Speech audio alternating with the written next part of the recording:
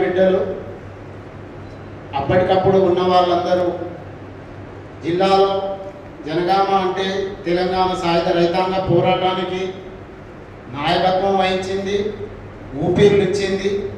ఈరోజు ఈ జనగామ తెలంగాణ రాష్ట్రానికి, భారతదేశానికి, ప్రపంచానికి ఒక చరిత్రను అందించినటువంటి ప్రాంతం.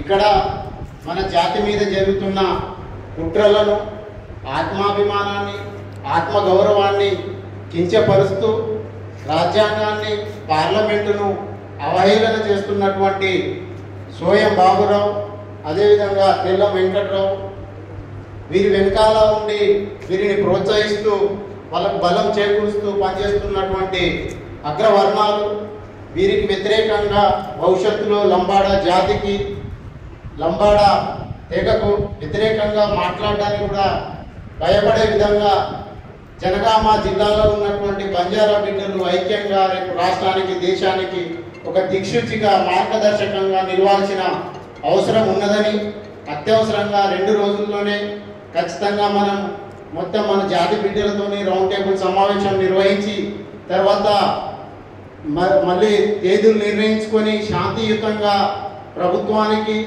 ఇక్కడ ఉన్నటువంటి రాష్ట్ర ప్రభుత్వం, కేంద్ర ప్రభుత్వం ఇచ్చే సుప్రీంకోర్టుకు సబ్మిట్ చేసే దాని ప్రకారమే కోర్టు నిర్ణయాలు ఉంటాయి. కాబట్టి మన జాతిని చైతన్యం చేయడం కోసం జిల్లాలో ఉన్నటువంటి తండాలు, గ్రామ పంచాయతీలు అయిన అన్ని తండాలలో భవిష్యత్తులో మన కార్యాచరణను ఎట్లా తీసుకెళ్తామని చర్చించుకొని, ఇప్పుడు ఉన్నటువంటి జాతి ఏదైతే ఉందో చర్చించి భవిష్యత్తు కార్యక్రమాన్ని రూపొందిస్తుంది.